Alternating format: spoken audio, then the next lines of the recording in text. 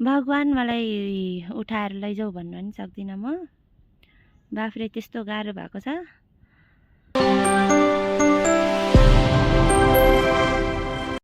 Hello नमस्ते स्वागत छ हजुरहरूलाई फेरि पनि मेरो न्यू भिडियो न्यू ब्लगमा। हजुरहरू सन्चै हुनुहुन्छ होला, म पनि एकदम धेरै सन्चै छु। आज चाहिँ म कहाँ जाँदैछु भनेर मेरो थम्बनेल र टाइटल हेरेर पनि थाहा पाइसक्नु भइसक्यो होला। म चाहिँ आज जाँदैछु माइत।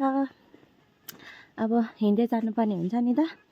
गाडी बोलाउँदा चाहिँ आउँछ, तर के बोलाइराख्नु भनेर बजार नजिकै छ नि त, त्यही भएर हिँडेरै जान लागेको म चाहिँ। आजको मौसम चाहिँ राम्रो छ, घाम लागिरहेको छ। म चाहिँ यता अलिक मास्तिर आइपुगेँ। मेरो हालत यसरी हिँड्नु परेको छ, झोला ज्यादा टाढा त छैन, तर पनि उकालोमा हिँड्न अलिक गाह्रो हुन्छ नि त। अब चाहिँ भिडियो बनाएर हिँड्नु सक्दिनँ म, घाम पनि लागिरहेको छ। अब अलिक उकालो छ नि त, त्यही भएर अब एकैचोटि म बजार पुगेर देखाउँछु। बजारमा पुगेर अब कोसेलीहरू किन्नुपर्ने छ। हामी छोरी मान्छेहरूको जिन्दगी चाहिँ आफ्नै घरमा, आफू जन्मेको घरमा नि पाहुना भएर जानुपर्ने अरे। भगवान्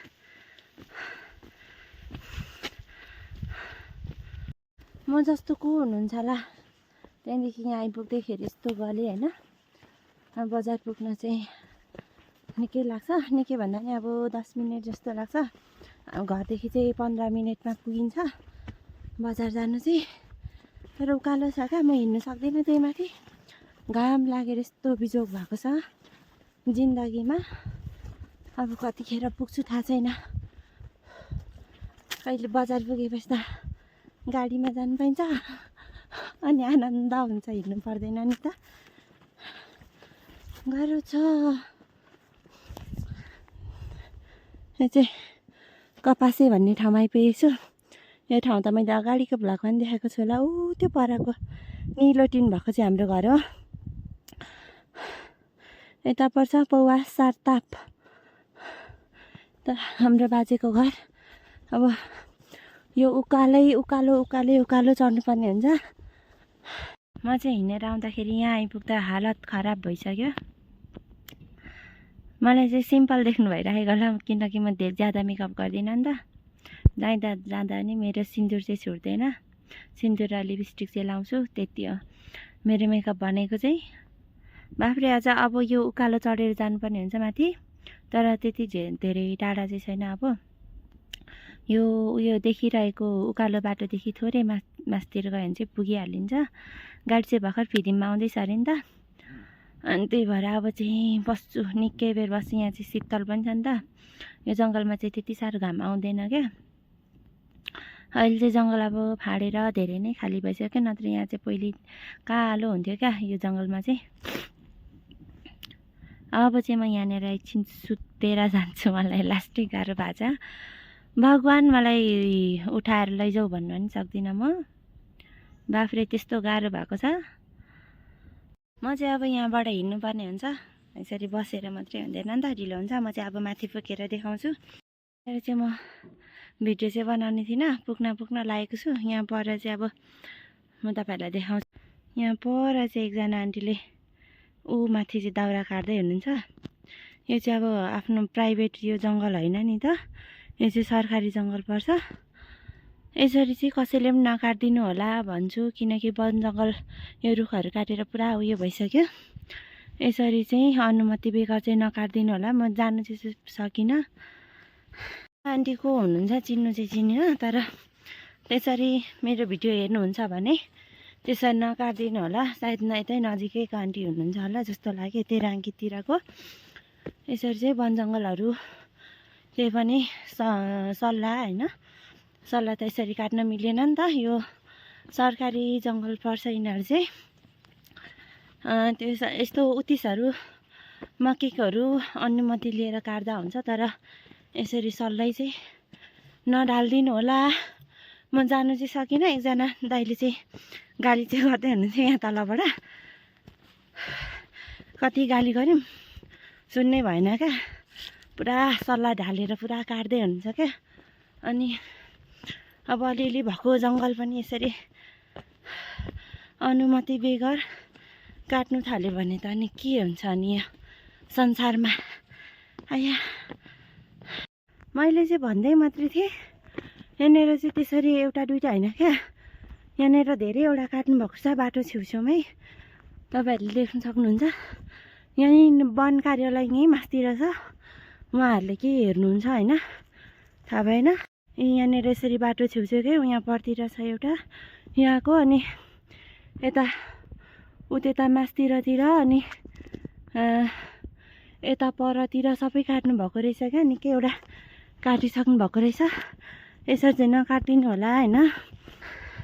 यो मैले भिडियो बनाउनु चाहिँ सही हुन्छ या गलत हुन्छ यसरी थाहा भएन, तर यसरी सल्लाह चाहिँ अब सरकारी जङ्गलको सल्लाह नै काटेर लानु चाहिँ गलत नै हो जस्तो लाग्यो है। बल्ल बल्ल आइपुग्यो यार। अब चाहिँ यहाँ आएपछि ढुक्क भयो नि त, हिँड्नु पर्दैन, एकछिन गाडी चाहिँ कुर्नुपर्छ अनि एकछिन भयो नि बस्न पाइन्छ नि त, आनन्दै हुन्छ। राकेबाट पनि हिँडिसकेँ, गाडी आइसकेको छ अरे यहाँ अगाडि। मैले चाहिँ फ्रन्ट क्यामेराबाट बनाउँदैछु भिडियो। गाडी चाहिँ यहाँनिर छ, मेरो गाडी चाहिँ दाइले हेरिराख्नु भएको छ, लाज लाग्यो मलाई। म चाहिँ गाडीबाट उत्रेर पनि चियाबारीसम्म आइपुगिसकेँ। गाडीको रोड चाहिँ यहीँ छ, हाम्रो चियाबारी यिनीहरू यहाँनिर देख्न सक्नुहुन्छ। यता यता यहाँ पर अनि यहाँनिर गैरीमा पनि छ चिया चाहिँ। ऊ त्यो माथि देखिँदै गरेको पोलदेखि उता पल्लोपट्टिसम्म छ चिया चाहिँ। राति भएर त्यति राम्रो पनि आएन होला, रात पर्न लाग्यो नि त अब त। यहाँ चाहिँ हाम्रो चियाबारी। अब चाहिँ म घरै पुगेर भिडियो बनाउँछु होला, किनकि भारी छ नि त। अब भारीसँग उयो गर्ने भिडियो बनाउने त कुरै भएन, अब हात खाली हुँदैन नि त।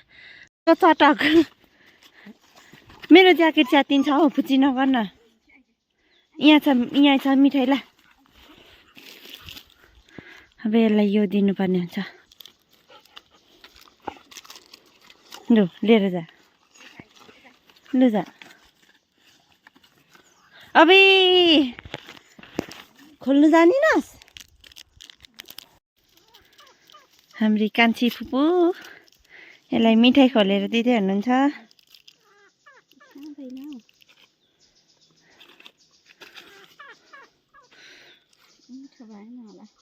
यसले खान्छ त, यो साह्रै खान्छ त। लु लु हिँड अब चाहिँ यता हेर त पिङ्की पिङ्की।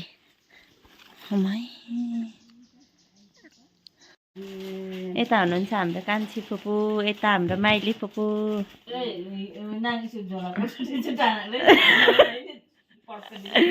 त्यो भनेको क्या हो नेपालीमा भन्नु त।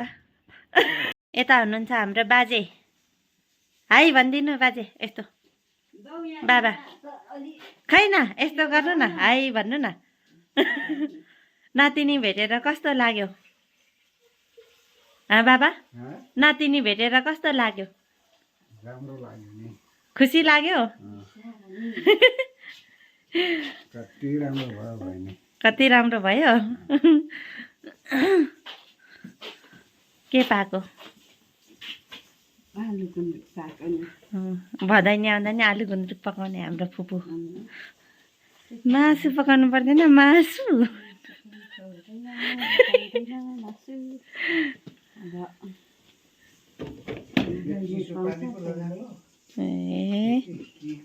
मम्मी बाउको राम्रो छ। मामी हाम्रो मम्मी चाहिँ पोतै पोतो आएर बुढी हुनुभएको छ होइन। बुढेसकाल लाग्यो आमै? आमै 50 वर्षमा बुढेसकाललाई कहिले लाग्छ त? अन्त नि नि त 20 वर्षमा बुढेसकाल लाग्छ। मेरी आमा के गरेको? जुरा त खोल्न यस्तो गर्मी, अझै जाडो भइरहेछ। अनि यता हुनुहुन्छ हाम्रो बाउ होइन। हाम्रो बाउ चाहिँ यहाँ चुला रुङ्ने बिरालो हुनुभएको छ होइन। बाउ छोरी आएर कस्तो लागेको छ भन्नु त? राम्रै लागेको छ कि? खुसी लागेको छैन बाउ? लागेको छ। कति?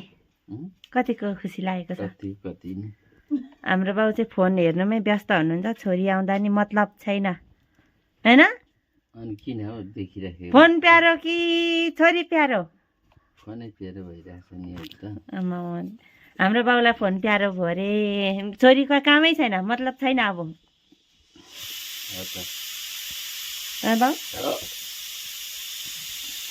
म चाहिँ घर आएर पनि सबैलाई भेटी पनि सकेँ आजको भिडियो चाहिँ यहीँ इन्ड गर्नुपर्छ जस्तो लाग्दैछ म थाकेको पनि छु अहिलेसम्म हेरेर मेरो भिडियोलाई साथ सपोर्ट अनि माया गरिदिनु भएकोमा धेरै धेरै धन्यवाद भिडियो मन परेमा लाइक कमेन्ट सेयर अनि सब्सक्राइब गरिदिनु नभुल्नु होला भन्दै भोलि अर्को भिडियोमा भेटौँला टाटा बाई बाई